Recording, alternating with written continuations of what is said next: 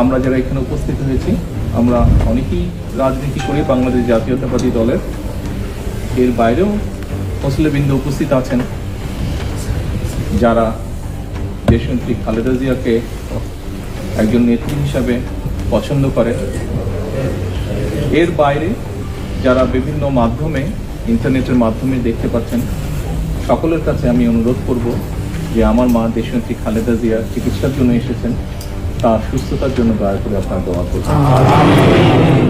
একই সাথে আপনাদের কাছে আমার অনুরোধ থাকবে যে দেখুন, গত 5 তারিখের পরে, 5ই আগস্টের পরে 5 তারিখে যেই রাজনৈতিক পরিবর্তন হয়েছে বাংলাদেশে, তারপরে বাংলাদেশের মানুষ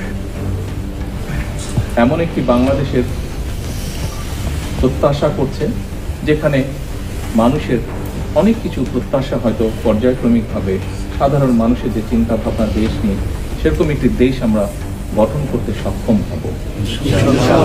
দেশ 1971 সালে বাংলাদেশের মানুষ মুক্তিযোদ্ধারা যুদ্ধ করে স্বাধীন করেছে।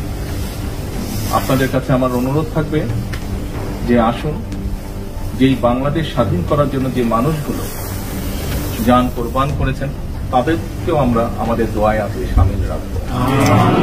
একই সাথে বাংলাদেশের যে গণতন্ত্র বাংলাদেশের মানুষের প্রত্যাশা, সেই গণতন্ত্র অনেকবার পুনঃপ্রতিষ্ঠা করার চেষ্টা করেছে, আবার ষড়যন্ত্রকারীরা সেই গণতন্ত্রকে ছিনিয়েও নিয়ে গিয়েছে। কিন্তু দেশ স্বাধীনের পর থেকে, বিশেষ করে 90 এবং পরবর্তীতে যে স্বৈরাচার দেশ থেকে পালিয়ে গিয়েছে 5 তারিখে, সেই স্বৈরাচারের সময় বিগত 15 বছর বিএনপি সহ বিরোধী দলের অন্যান্য বিরোধী দলের বহু নেতাকর্মী শহীদ হয়েছেন, গুম হয়েছেন, খুন হয়েছেন, অত্যাচারিত হয়েছেন, নির্যাতিত হয়েছেন।